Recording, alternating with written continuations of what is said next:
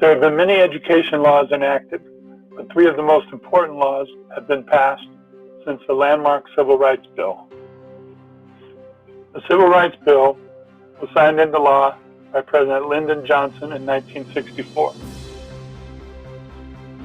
Three federal laws affecting the day-to-day functioning of schools, students, and teachers since 1964 are the Elementary and Secondary Education Act of 1965, the Individuals with Disabilities Education Act of 2004, and the Every Student Succeeds Act of 2015.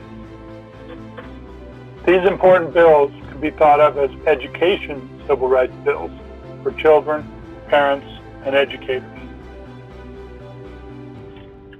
The Elementary and Secondary Education Act of 1965 was signed into law by President Lyndon Johnson. This bill had several key effects on the education system.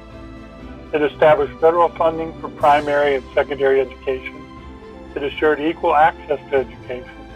It established high standards and accountability, as it aimed to narrow achievement gaps resulting from poverty.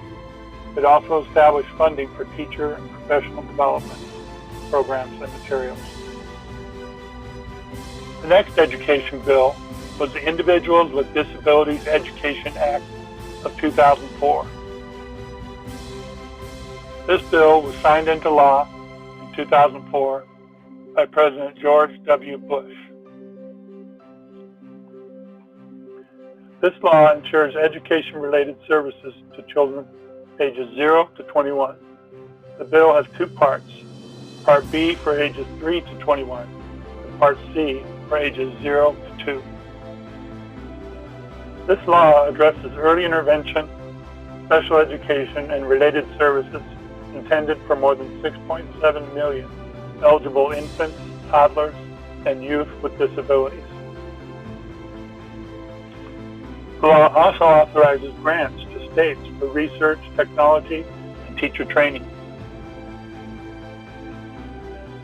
The next law was the Every Student Succeeds Act of 2015. It was signed into law by the current president,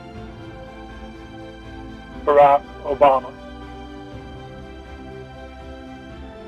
This law was a follow-on to the No Child Left Behind laws enacted in the 2000s. It was enacted to help students prepare for college and careers, make fixes to the previous law, expand access to high-quality preschools, and for teachers and students, it was intended to reduce the burden of testing, and it overall reaffirms that education is a civil right. In conclusion, we have seen the importance of laws that apply to education.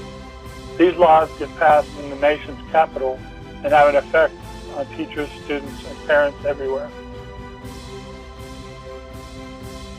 And the laws, like the Capitol building itself, need repair and reinforcement at times, as they have an impact on teachers, parents, and students.